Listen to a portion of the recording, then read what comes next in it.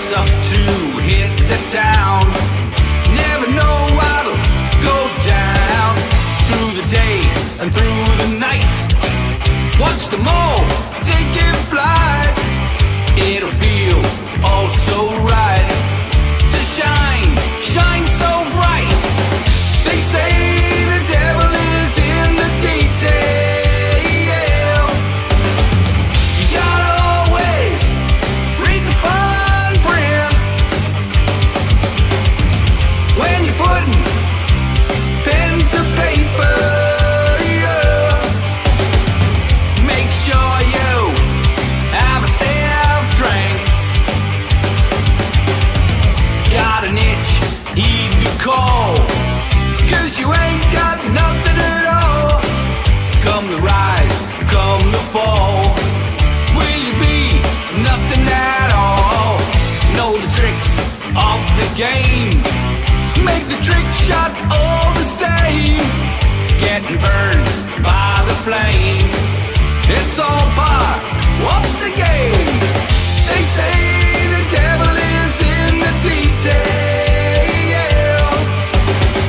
You gotta always read the fine print when you're putting pen to paper. Yeah. Make sure you have a staff drink.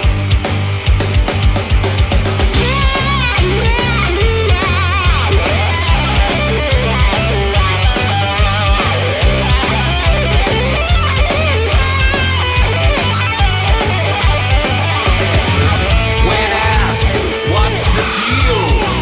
Would you like it to be real? It'll only cost to steal. So let's get behind the wheel. When it comes to integrity, or is it your dignity? You will come to see that I believe in me. They say the devil is in the detail. You gotta always read the fine print when you're putting pen to paper. Yeah. Make sure you have a staff drink. They say the devil is in the detail. You gotta always read the fine print when you're putting pen to paper. Yeah. Make sure you have a staff drink. They say the devil is in the detail. You gotta always read the fine print when you're putting pen to paper. Yeah. Make sure you have a staff drink. Make sure you have a staff drink.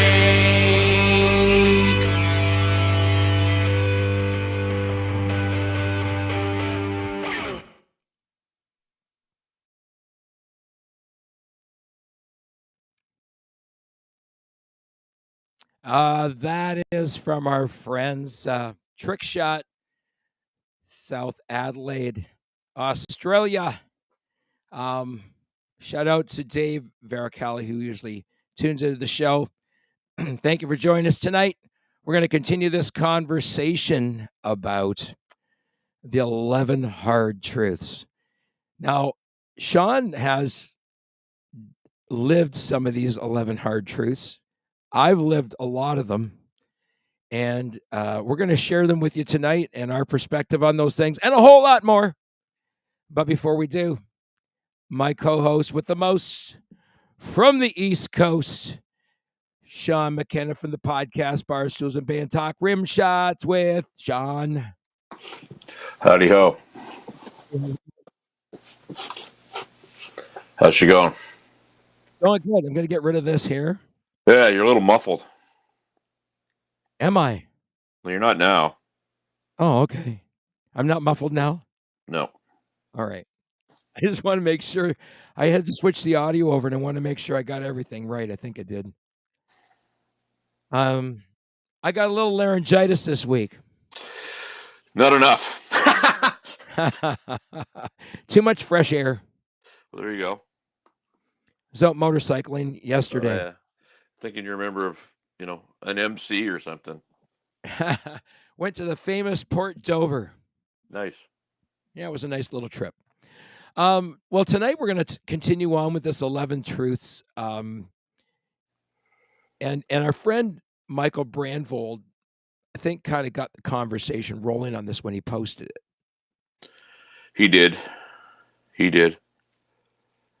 And there was some dialogue that ensued since then, and people have their own ideas about that. You and I have our ideas about that as well. Let's think here.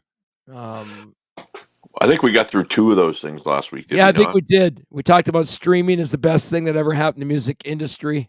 Yeah, we won't go back there. You got more control than before. Well, it's true you have more control than before, though. Short form content isn't going anywhere. It's the number one discovery for music. We talked about that.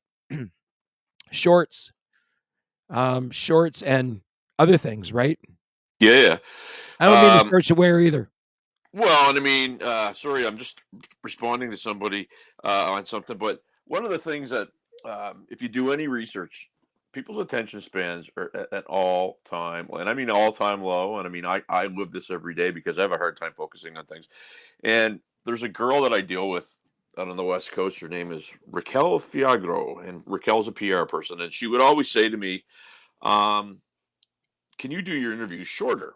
And I'd be like, well, if somebody gets talking, and she goes, people like short. So I'm like, always tried to do it, but never had any success. So Jason McCorson, my producer, did a reel. He says, I just want to try something. I don't even remember what it was, but he put it up, and it was about 35 seconds long. And it got, like, within 2 hours, sorry, my earpiece is coming out, 2,500 views in 2 hours. And it was probably more views than anything we had done in months. So that's interesting. That let me try something, because I can remember back in my youth that always involved a beer. Well, it's the first and last time I ever did drugs. Oh man. Yeah. So I mean, we talked about that. The music industry is easier than it's ever been. Social media has opened up a global world. Here's my take on that. I'm just trying to get my kiss thing up. My take on that is this: the people that are having the success in the music business say that, and the people that aren't don't. So, and I'm not condemning anybody for saying it, but I believe that if you're having success, I'm not just going to say you necessarily forget where you came from and how hard it was to get there, but I think you're in the now, and you go, well, I don't know what everybody's complaining about. This is easy. And the struggle kind of, I don't care who you are, you can refer to the struggle. You might not remember it.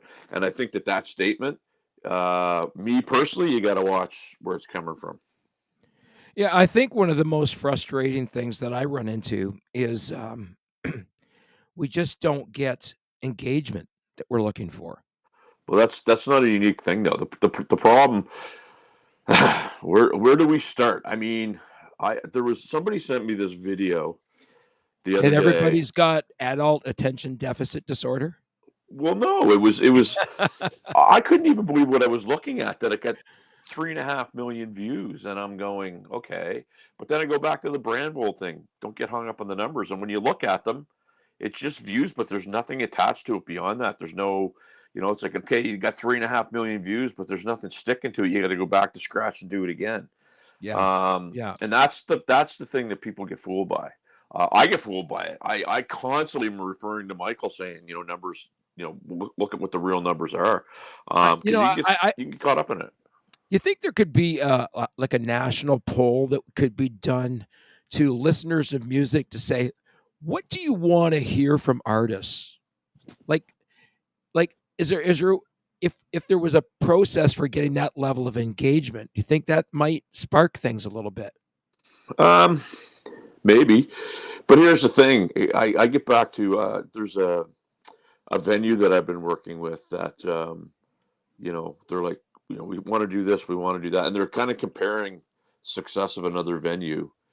And my Mm, question was, well, what is it you want to be? And they can't answer the question. And I'm like, well, maybe that's where you start because um, it's real easy to look at somebody that's having success and go, oh my God, that's lucky. I could just replicate it. right, But right, I've said it before. If somebody has a dancing parrot and they have a YouTube channel of 8 million people, well, great, you're making great content, right. but I don't have a dancing parrot. Can you help me? And that has always been my question, right? Dancing parrot. I wish I had a dancing parrot and an extra pair of hands and arms at times. Yeah, and but then again, it comes down to what do you want to be, and sometimes you have to quantize that because everybody's I want to be successful. What does that look like? And you know, I remember living in Toronto in the '90s, and this girl, she was 21 years old. She won the lotto. I think it was about 22 million bucks, if I remember correctly. And for oh my God, 2 weeks, here's don't remember her name, but here's Mary getting on the subway. Here's Mary getting her new car, and they just Right. followed her and followed her and followed her. And I just remember my circle of influence was like, oh, she's so lucky. This is so amazing. Da, da, da, da, da. And I had been reading a book, oddly enough, where, the stats of lotto winners. Mm. And 10 months later, they do a follow up on her. She had a nervous breakdown. And it was because of all the people, and people don't realize just because you instantly get money. And so I think social media is like that too. I really think that I wanna have success, and then you have it. Then what? Right? Yeah, I never envisioned myself to be where I am now. Well, Like 8 years ago when I started the label, it was just sort of an idea, and it was interesting because one of the best jobs that I ever got, there was part of the interview was, where do you see yourself in 5 years, and what does that look like? Describe that to us, mhm, right? And so I described my journey through the world of nursing and said, well, someday I want to run a hospital. mhm. I got to do that. I got to be an after hours manager of a very busy community hospital. And it's because you saw yourself there. Well, see, that's a good point because people don't. Uh, like somebody said to me, "Oh, goals are cheesy." Well, they are cheesy if you think about it. But it's like if you don't know what you're shooting for, you're just constantly walking around with your eyes closed, right?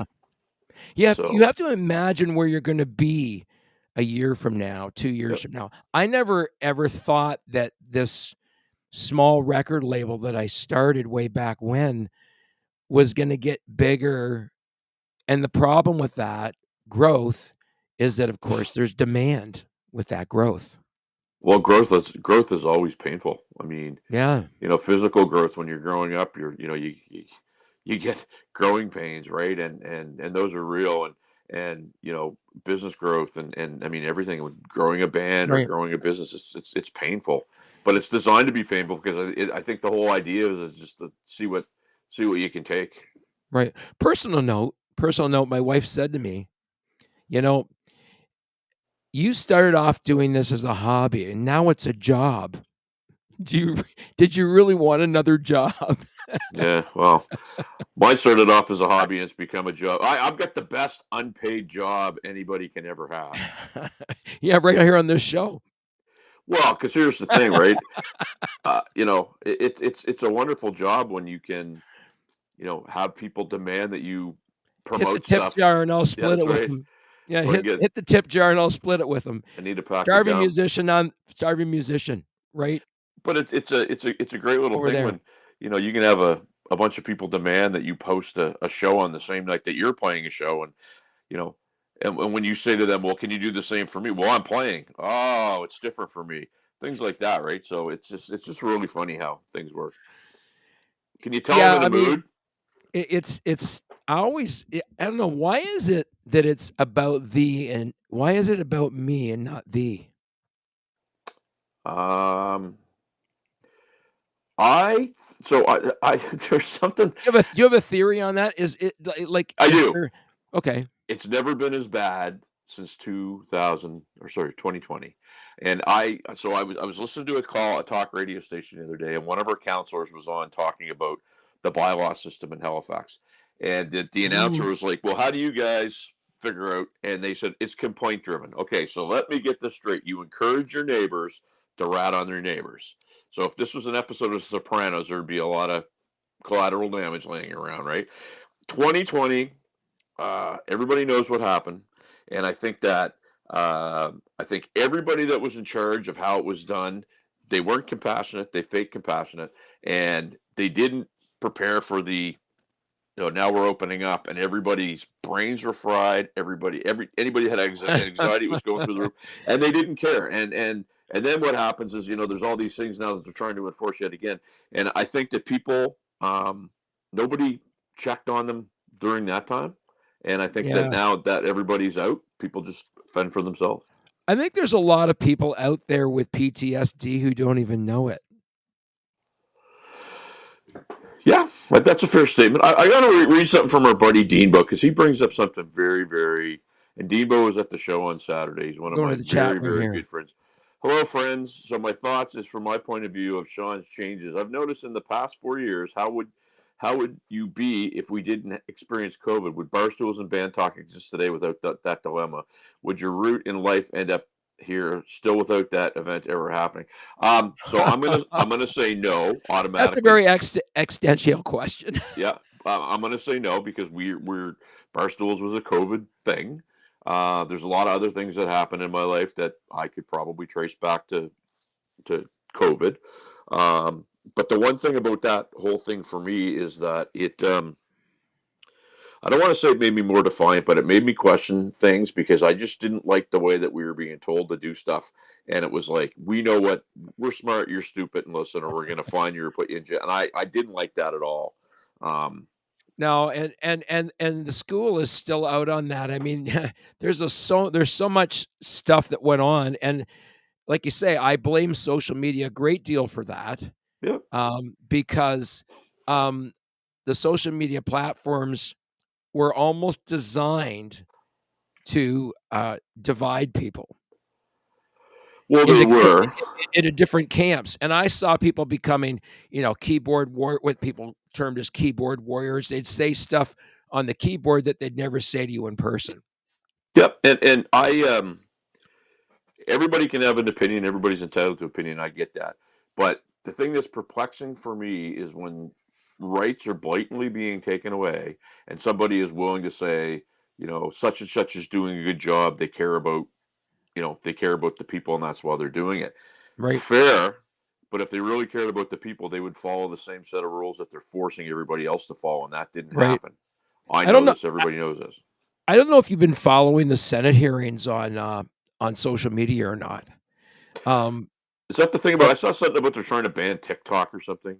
Well, I saw a really interesting exchange between a senator and Mark Zuckerberg, Oh yeah. and it was one of those moments where he said, you have taken a social media platform and turned it into a platform to polarize people. And you hot button them by pushing those buttons, and you put that shit in their feed to get them excited, and they got to keep coming to it back, so it's just like another hit of cocaine. Yeah, that's fair. Um, and I could sit there and say, well, it's a choice. Well, you know what? Sometimes it's not, because I'll be sitting there, maybe I'm watching TV and I hear my phone buzz. It's like I'm the type of person that if an email comes in, I got to open it. I can't let it sit there. Yep. I can't have 52 emails the next day. So I totally get that. Deanbo says I'm not a politician, by the way. Deanbo said the funniest thing to me on Saturday night. So he came out. We played. Deanbo We, learned we his played a we played a really, really fun gig, and Deanbo made probably one of the best compliments that I think I could have ever gotten. Not as personally, but as a band. He basically said the Halifax music scene, like, everybody goes out and they hear all the Celtic stuff and whatever, and that's like going to a dance. And he goes, seeing your band's like going to church. And what he meant was, it was entertainment. You sit there, you watch, you listen, you take it all in. It's an experience. And we're never, we do get people dancing, but we're not going to be one of those bands that, get dance floor packed all day. I'd rather people watch and enjoy what they're seeing. Because let's face it. Anybody can play Freebird. You're really animated tonight, man. Yeah, my hands are kind of hurting me a little bit. I don't know why. Oh, wow. You're really animated. You're like really into the conversation tonight. Like, I've had a totally. lot. I've had a lot going on the last couple of days, and I'm trying to talk myself out of friggin' ripping somebody here. So would it suffice to say that some of these comments might be triggering? I don't typically get triggered by stuff. Good. Here we go. No, I So don't. so uh, it's never been easier in the music world to get your music out there. Social media has opened up a global world, and I would agree with that. That's true. Here's an interesting thing. Have you seen Wings of Pegasus and his 2 videos on Taylor Swift? Have you seen them? So I friended that guy because a good friend of mine has inadvertently got caught up in the Ken Tamplin debacle that the Wings of Pegasus guy has been. Right. And I reached out to the guy because I'm like, hey, you're trying to build this fan base, love to talk to you. And he kind of gave me the brush off. So as soon as he did that, I got very uninterested in what he was doing. So I saw them, but it was just like, you know what? I was accused by somebody, if I looked into Taylor Swift, I was interested in Taylor Swift, so I kind of avoid it. I'm not sure about Phil. He's a really fly by yourself kind of guy. Yeah. His response to me was, "I'm too busy right now," but he said he might consider it because I was going to have him come on the show.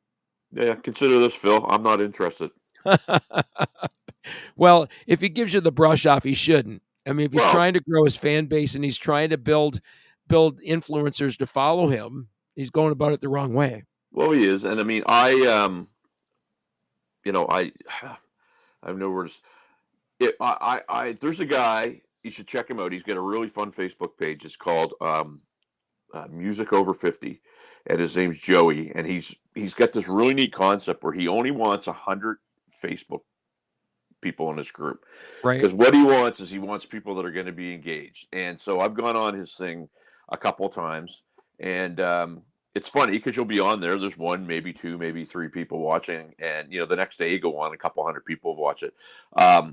I personally would talk to people like that all day long because I remember the first time I talked to Darby Mills and she made the joke, but the last guy I talked to was some idiot doing it in his mother's basement. I was in my basement, but I didn't let on that. You know what I mean? Anyways, my quick point about all that was the idea that people had became content creators as well. Phil's a content creator. Yep. And he provides very unique content. And he's very good at explaining the stuff that he does and why he does it. A lot of times people commission him to do it, or they email him and say, hey, could you do a video on this? We think this is happening, but we don't know. And I will bet you dollars to donuts he doesn't say, well, I'm too busy, but I'll consider it. Well, if it makes good fodder for a show, it's going to make him money, right? I can make good fodder for a show, trust me. And maybe he's a YouTube creator hardcore, and that's all he wants to keep his nose on. I'm not sure. Yeah. I don't know. I don't know the guy. I don't know the guy, and I can't really comment. But if I do get him on the show, I'm going to make him apologize to you and cry.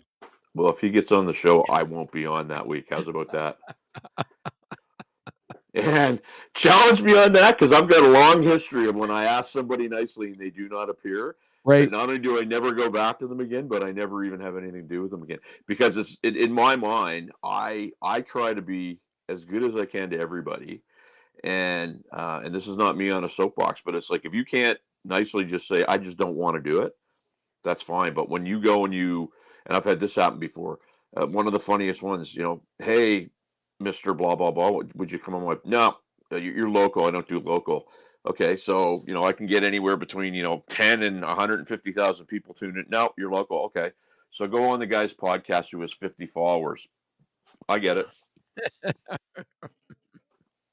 that's not to be a jerk, but I've worked really hard to get our group and take care of our group and make sure that our group's engaged. And we've got one of Right. the most amazing groups anywhere. I mean, they're just into it all the time. And Right. when they, I view it as this. They say they're not saying no to me; they're saying no to my group. And I just don't like D- that. I mean, do they even know who you are? Are these like cold calls, or are they? Oh, the local guys, yes. I even even had a local PR girl. God love her. What can Sean do for me? Well, I don't know. I didn't even think about what you could do for me. What I wanted to do was see if I could expose you to my audience, because there's people that are looking for PR services, and maybe it's one or two or three or 10 less phone calls you have to make, but I don't know. And comments like that are just so silly. Right. But Wow. I will say this: I could probably go to Phoenix, Arizona, or Los Angeles, or maybe even New York City, and possibly be recognized. And in my own hometown, not so much. It's kind of funny and it's kind of fun, right? Well, I was in there's a Dublin, there's a Ireland song last year. there's a song about that. Sure, I know Yeah. about Special. Other people do with it, but I was in downtown Dublin getting ready to go to the Hard Rock Cafe. Are you that Sean guy from Barstools and Band Talk? And it was just okay, sure. I had another friend. I just did a post. I just want to show you this really quick, because people always roll their eyes when I talk about networking. But I get this text. It And came in put you right last up night. top here. Yeah, it came in last night. This is a friend of mine right here. This is Pat Yep. Yep.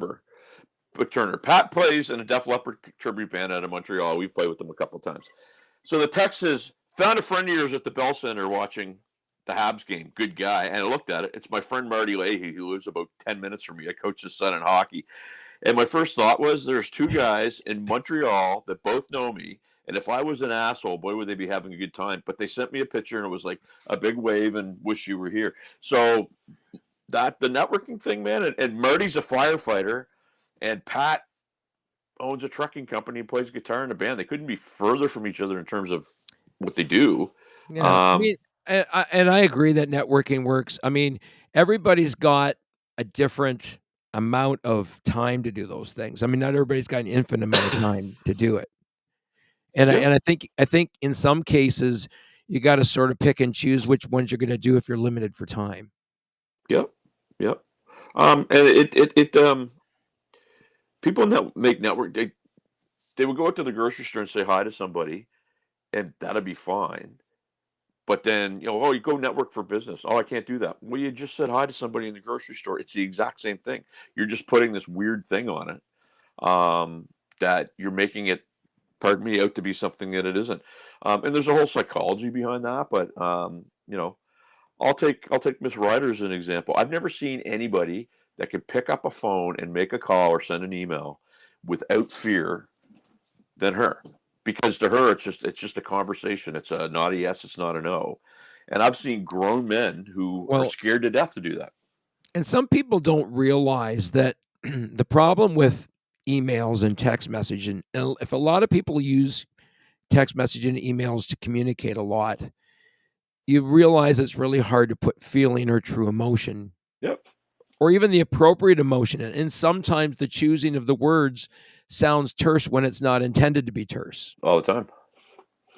Yep, And I always find text messaging and emails, they're impersonal from that standpoint because you can't put truth and meaning and context really in an email, especially when you're trying for brevity, right? well, yeah, unless the context has already been defined. Like there was somebody that sent me a text. It was about this time last year, and it was about what it was is about something that they kind of came on board, somebody that I know unjustly. And then the same thing happened to a friend of mine. And I did a post about, oh, well, don't do this. And the guy immediately texted me and said, well, if that was meant for me here, and he sent me this big friggin' why he was so great. I didn't know what was going on. And my exact line was, get over yourself. Like, seriously. And I sent it back. Well, what do you mean? I said, it wasn't about you. But obviously, your conscience is making you feel guilt, but it had nothing to do with you. Well, like I said, speaking of triggering, sometimes people post stuff in social media that's triggering to certain people. And And again, that was the thing that came up in the Senate hearings about social media, is that these hot buttons exist out there to keep people coming back to social media. And it's almost too, in some cases, people get caught up in the number of likes they have, Yep, they do. or the number of followers that they have. But when it's the absolute hardest to deal with that stuff? If you're sitting alone early in the morning and you're looking at it and you immediately start thinking, well, what the heck happened? I did all this stuff and this blah blah blah is getting way more impressions and whatnot than I am, and I'm way better. But you gotta peel that back, because if you, and a lot of people don't do this, if you actually go in and see who's liking the stuff. I'll use the example of Larry Dallas playing Jack's Bistro. They packed the audience with friends. You know what I mean? So Yeah, I mean, it's interesting. Elizabeth says, whoever said that text emails need to be brief, you can add emotion. I know I do it all the time. with the little smiley face at the end. So yes, you do. Yeah, some people are 100%. good. Some people are good at that, and some people just aren't, because they're really just trying to get the message out as quick as they can, because they're moving on to the next thing. It's Yeah. not like they're intending to be terse in the email, but it can come across that way. Sure. And I mean, I had a funny one happen to me where I sent an email to a guy that was booking some stuff, a guy who's known to not return emails. Known. So I sent an email, nothing. Sent an email, nothing. Followed up a third time. And when I followed up, the spell check put a word in there that wasn't very nice. And he followed up, and he didn't focus on the 10 emails I sent him. He wanted to give me the finger wag about that. And I'm like, okay, cool. I guess I got your attention, and I did a smiley face. And he called me, and he's like, well, I said, you didn't read any of my emails. Well, I'm busy. Well, so am I. I don't want to play that game with you. But that's the problem, right? You got to understand that people think they're the most busy person in the world, and therefore you got to get past that.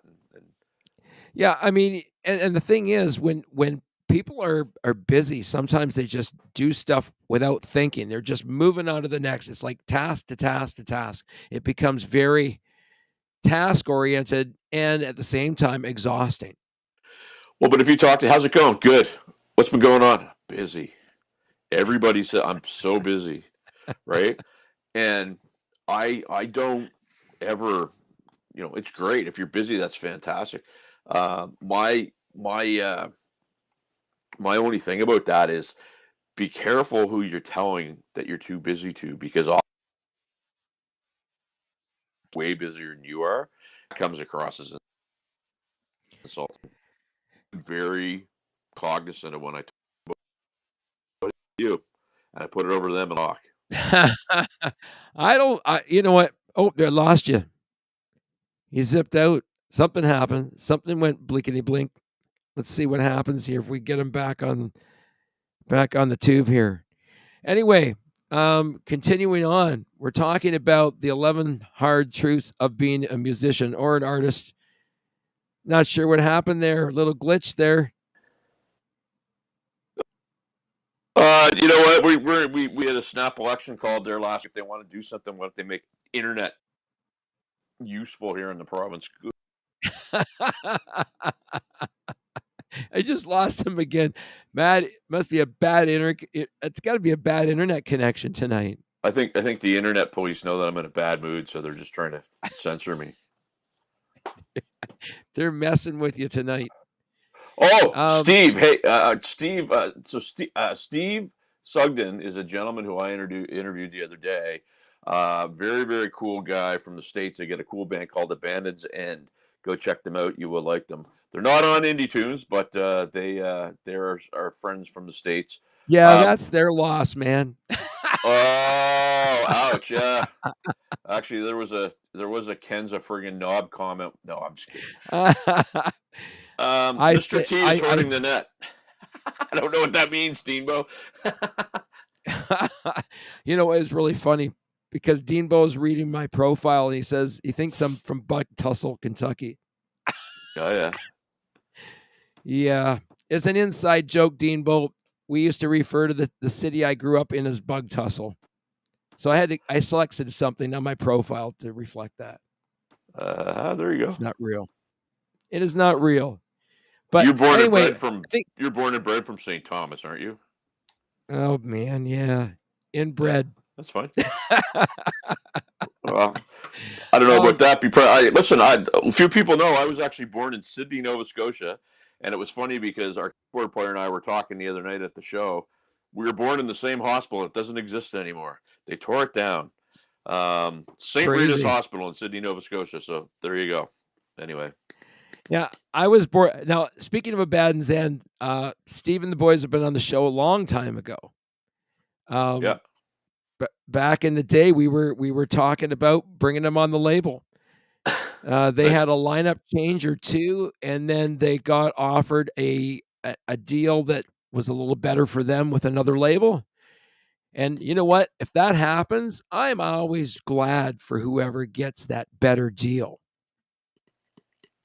Well, I mean, the the thing, You know, I won't name the label that I used to do some work with, but they had some pretty heavy hitters on the label, and what ended up happening was there was some internal strife about some of the artists not doing enough to promote themselves and always going back to the record label asking the record label to do all the work. Does that sound familiar, Ken?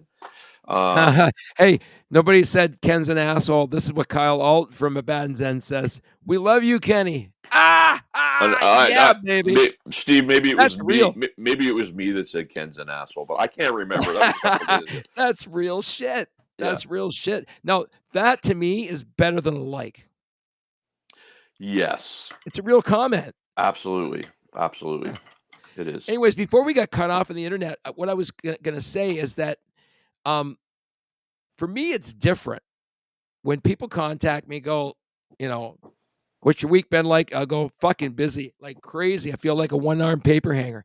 And that's really me just blowing off the steam off the top of my head because I haven't had the chance maybe to decompress or have that conversation with anybody. Yeah. So if I say that to you, it is never meant as disrespect. It is meant as, hey, man, I trust you to lay my soul out in front of you. Oh no, and it was I never that that's a comment. You ever have people when you and I am one of these people because I tell you, in order for me to even function a little bit, I need a lot of people around me that are very talented because I'm the guy that can look at my phone for 15 minutes and then go out and leave the house and forget the phone. And so I know this. It's a disability, however you want to term it. But there's some people that just continually skate through life and they say that they're busy and it's not the case. Anybody to me that's busy, their days are segmented. They're looking at, 15-minute intervals of stuff to do and then a 2-minute on to the next. And that's a busy person. Somebody. It's funny. I have people hitting me up at all hours of the day and night. Yep. Because of what I do. And my wife says, don't you ever put that phone down? And I said, if I don't respond to this message now, right, they might not get that answer until tomorrow. And they might need that answer now to make a decision. So how many of those are life-affecting decisions, though?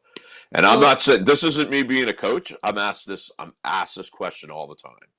And 95% of what I answer is, did you see that post by blah, blah, blah? Who does he think he is saying that he's that? I'm like, you fooled me again. Yeah. Very few of them are, hey, man, I'm getting ready to go in the studio and I need a producer and, who do you know? Very few of them are that. Mine are always about publishing. We've been going through the growing pains of of publishing, and with that comes some unique challenges when it comes to publishing. So sometimes if the artist doesn't understand what you need for the publishing, there's a back and forth until you get everything you need. Yeah. Right. And that back and forth creates a massive amount of workflow. And that's where a lot of those emails comes or those text messages will come from. Oh, what do you need this? Oh, is it 3,000 by 3,000 pixels again? Yeah, it's always been 3,000 by 3,000 pixels. That's never going to change. Yep. But but they're needing that confirmation to make sure they're doing everything right because they know what a perfectionist I am. Well, so what you're saying is a lot of the work that's getting heaped on you is self-induced. Well, it is in a way because I guess I'm kind of OCD about making sure that every single artist's music has all the necessary metadata, that we have all the appropriate layering of data in those tracks to ensure that that artist can get every drop of royalties they might ever make from that track. Yeah, and I mean, again, this isn't me being a coach because I can be just as guilty. But my thing is, I will tend to deal with the menial as opposed to the matter stuff that matters, and Well, I get tricked all the time. with the growing pain, what I'm thinking about doing with the artists is going to a digital calendar that would be shared with all the artists, and then they could just put a release schedule where I've got vacant places on the calendar. Everybody books up their own schedule for Yeah, releases, might not right? hurt.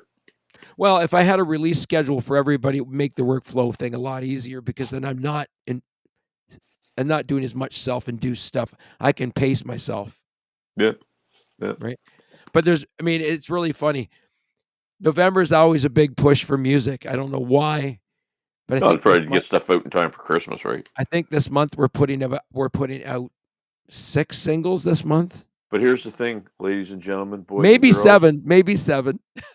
Nobody's going to care about your single because they're already listening to Mariah Carey. Just saying. Yeah, I know. Oh my God. That's a sad thing about artists that are producing seasonal works because people listen to it every day at the shopping mall and at work and everywhere else, and they're like so done with it, they don't want to listen to it in their private time. No, it's it's funny. They're doing a tree lighting ceremony here on December 7th in Dartmouth down at a place called Sullivan's Pond. Anybody local will know it. And they've asked Miss Ryder and Darren Wadden, our keyboard player, to partake. She had a meeting about it today, and at the end, the gal was like, "Can you sing that Mariah Carey song because they all love your voice?" And she's like, "Absolutely, absolutely, right." But I mean, it's like it's like if you come down to Nova Scotia, everybody wants to hear you play Patty Murphy or Heave Away. It's just what it is. It's an interesting conundrum. There's no doubt about that. When people ask me my opinion on it, I said, pick a single that you want to release. It could be an original, or it could be your own take on a classic. You talking for the holiday thing? Yeah, and I think one that was done really, really well that we put out a while back was the one done by Warren Sin. Oh, was that? Yeah, I do. And but that was her own song, was it not? Wasn't that their own song, or did they do a cover or something? What's that? Was that their own song, or did they do a cover? I don't remember. I'm just trying to pull it up here because see if I can get it to pop up. Because I mean, somehow Spotify's not loading. When you hear the brand new Christmas album by blah blah blah, and it's got Silent Night or Blue Christmas, do we really need to have yet one more version of that? I would argue we do not. No, not really. But the thing is that I think people need to pick something that's going to work. I suppose. Yeah. I guess what your end game is. Yeah. So we're actually going to be publishing it out this year globally. We put it up on the website for the holiday season. That's why I couldn't find it here. Hang on a second. I'm going to go over to the website. It was a classic done, but it was done their own style. Oh, that was wasn't Come Home for Christmas or whatever the heck the song was. I should know this because Greg sent it to me like within hours of it being done. It's really, really well done. Yeah, it is. It's called Santa Claus is Back in Town. Right. And it is a really well done version of the song.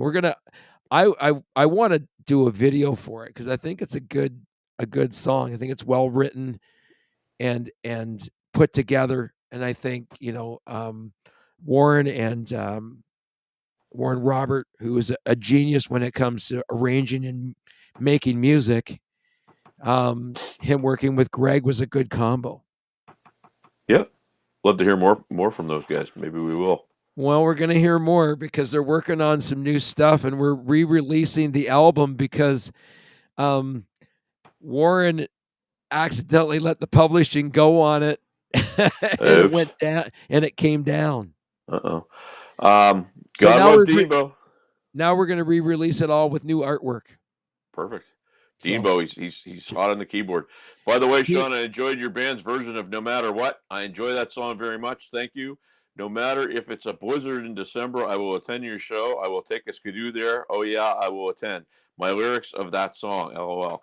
And one of the things, the show that we played Saturday night, we did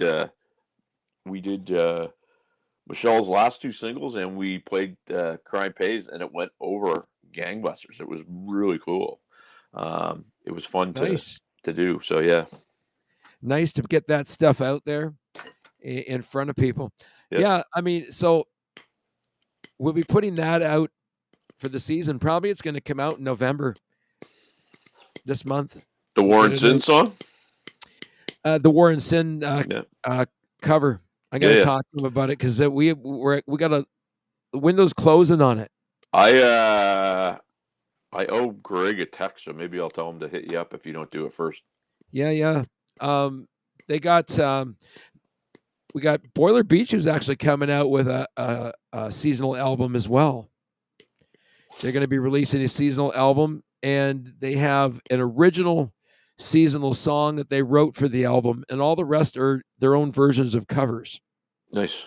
So it'll be interesting to hear it with Boiler Beach, that rock sort of punk approach to music. Yep. It'll be interesting to hear what those arrangements sound like.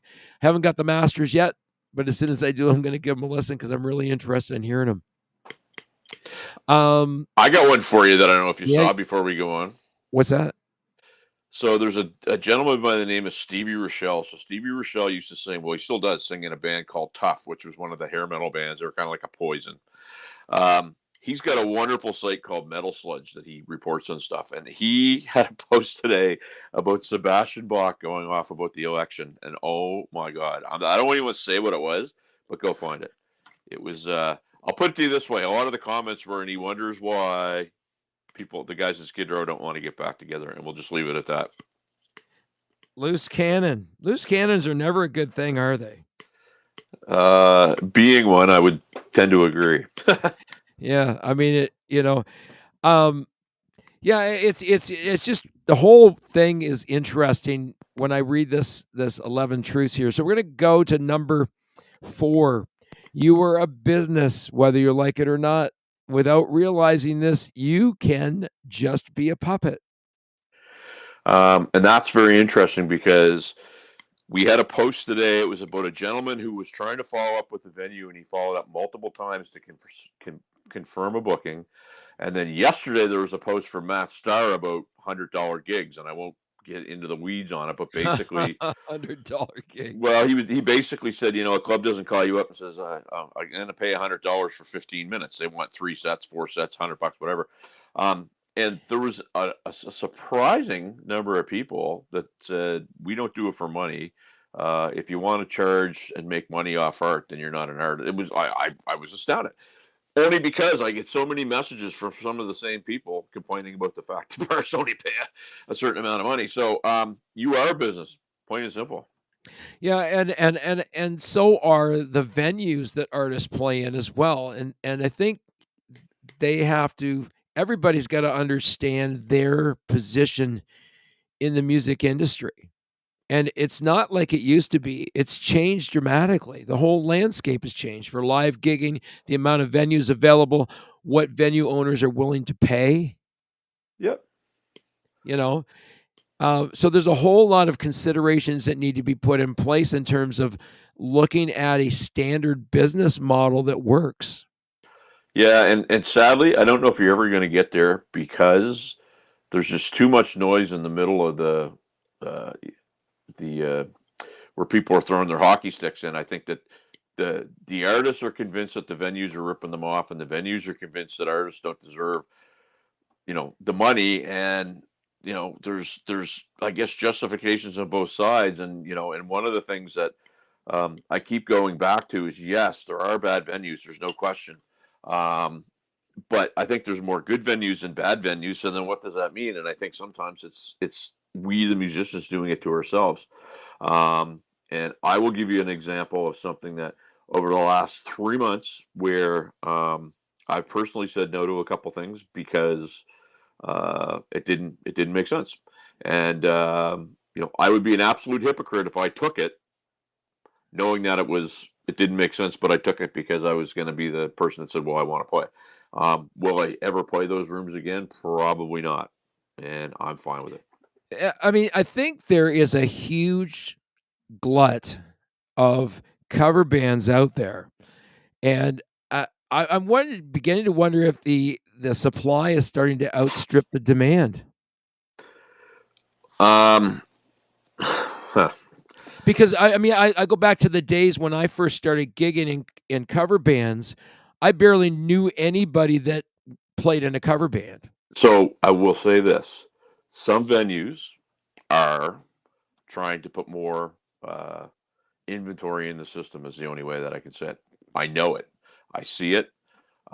That's their. I don't know if it's their right, but they're allowed to do it. It's their business. They can do what they want. Where it comes around and gets frustrating is when one of those new artists goes in inventory and they're not what I deem professional. And I mean the technical term for professional is you get paid to do something, but to me there's more to it than that. And that would be the guy that calls you 2 hours before to say, I'm going to a Super Bowl party, I can't make your show. Yeah. Versus the guy who breaks two ribs and tears a rotator cuff and drives 9 hours to play a wedding in New Brunswick, which would be me. Again, that's not to say I'm amazing. I'm just saying that's the standard that I think is getting lost in all this. There's not enough value being put on that. Well, and there's nothing to stop sort of weekend warriors for to go in and undercut full-time musicians. It happens all the time. I was in a discussion about it 2 hours ago. And here's the bar owner who's in business and goes, I'm going to play the other side of this. Here's the bar owner who's in business and goes, I get just as many people. They get just as drunk. They just drink just as much booze when band B plays that I pay $200 a less night Yep. than band A. So guess who's going to get the gigs from now on more often? Band B. So that's a fair statement. It sucks, man. It sucks. My counter to that. Yeah. My counter to that would be a big picture thinker and figure out who's got the bigger network of those two bands. Because if the person that you're kicking out the door has the bigger network, it will bite you in the ass down the road, guaranteed. And that's the only caveat I would put on that. It definitely could. If the band has got engaged followers and those followers come out to their shows, that's a whole different kettle of fish. Some club owners, now when I played in cover bands in London, they didn't care if you brought anybody in. They just wanted you to hold them there. Yeah, that's a real thing. So our challenge always was to keep everybody there till 2:00 in the morning. Well, the other funny thing too is with the phone. Like, oh, it didn't look like there was many people there. Well, hey, nobody. The phone's trained on the band. It's not trained up. It's our band does shows, and I've said this before. Like, do people dance? Some people dance. We're not a band that's going to get people filling the dance floor. We're as Deanbo called it the other night, it's like going to church. You sit down and you have a good time and you hear some songs, but there's plenty of bands that do that well. So we don't focus on that. And it's funny because it didn't look well. Nobody spun the camera around. Because to me, one of my favorite things about when COVID was going on was when you had to sit down and watch. And I always said it reminded me of those old Elvis Presley videos from when he was playing Vegas where they're all seated at tables and smoking cigarettes and they were watching, right? And they had because they weren't like I missed that about that at that time. I'll tell you right now. This nonsense of everybody up with a camera and standing 5 feet from me, I don't enjoy that at all. Yeah. What is this? Elizabeth said, thoughts on the new Rogers Stadium. What is that? It's probably the new stadium that's supposed to go in Toronto, the new live stadium they're going to build. Okay. I don't. I don't. Oh, is that the one out by Downsview? Yep. Okay, yeah. Yep. Yeah. It sounds like that stadium is being built with a timeline. And Isn't it that looks where they like had the SARS concert? the which The SARS concert back in the early 2000s? it could be. It could be. Okay. I'm not sure. All I know is that there's a business model going around that says that they're really trying to capitalize on the legacy artists that are still out there touring. Yeah. And they're looking at capitalizing on that because they figure that once the legacy artists stop touring, the bottom's going to fall out of the market. Well, and you get people. I don't know why. I mean, the thing in our neck of the woods is like this. People are going to complain no matter what happens, right? So they complain that there's no shows, and it's a big complaint. And then you get a show like Sebastian Bach played here last week. Yep. The crowd wasn't very good. Okay, well then, you're complaining, but then you don't go. And I get there's different sorts of factors and stuff going on, and money and all that Yep. stuff. But at some point, you got to sit there and go, okay, what is the perfect scenario? Like an event comes here, in the summer. Oh well, it's the bands, but nobody in the band's original. Okay, don't go. Right? Like again, it's just Yep. it's not unique to Halifax. I hear it all over the place. We're unfortunately a lot of these legacy bands, their members are dying. Right? If you want to hear the tunes, this is how you have to hear the tunes. If you don't, just don't go. And this is a purpose-built arena that is only going to be designed to last so many years. And I can't remember what the lifespan was on it, but the lifespan involved in it has something to do with the budget, so that when they're done with this building, it can be demolished or made into something else, repurposed or whatever. Interesting. But it's a sort of a time-limited sort of investment, and there's like a bunch of private investors apparently that are involved in it. I don't know all the deets. All I know is that it's to capitalize on these last tours that these legacy bands are going to have. You got bands like Aerosmith that are no longer touring. Yeah.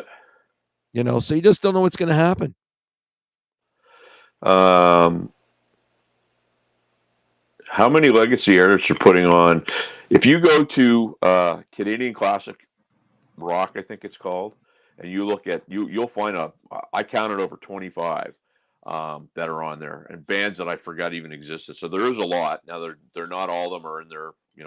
Some of them don't even have original members, but they're there. How many of them are actually using live vocals and instruments? Well, everybody. I don't want to say cheats. Everybody enhances and whatever. And that's a topic we talked about to death. Yeah. But Debo brings up in Halifax, Alan Doyle coming in March to play in our 10K arena, and I want to say he lives in this neck of the woods. So and most of his band's from here. So it's easy to get him here. Hopefully that goes well. It will. It will. Yeah. Well, that's always good because it brings business into the city. Yeah. For sure. Well, listen, we're barely scratching the surface here. I think we're going to continue this conversation into next week because there's a whole bunch of other stuff that begs some questions.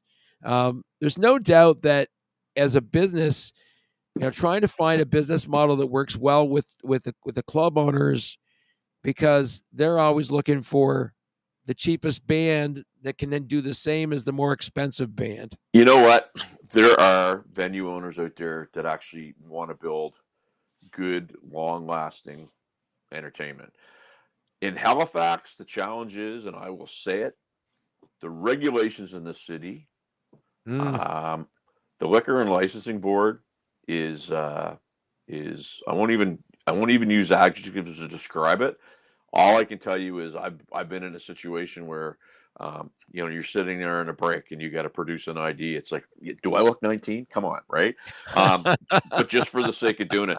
And in Halifax, it's a real thing, man. It's so annoying. Hey, listen, I was down in Nashville with my daughter last year, and I got carded at a hotel, and I'm like, "Are you serious, dude?" I said, No.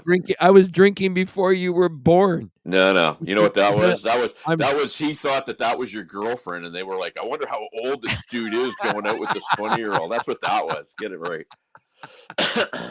Hey, you never know what the motives are. That's for sure. I love that little bit of comedy relief. Thanks so much, Sean. Yeah. It's been a great conversation. Deanbo, thank you. Elizabeth, I always love when Elizabeth chimes in because she has good questions. Thanks for joining in. Everybody that joined the show tonight, we appreciate it when you join us here. You can always, drop something in the tip jar. I'll split it with Sean. I promise. And I apologize for being cranky. Christmas with the cranks. Yeah. All right. Well, listen, have a good week, everybody. Remember, Peace. This is the Indie Show. That's Sean over there. I'm Kenny, and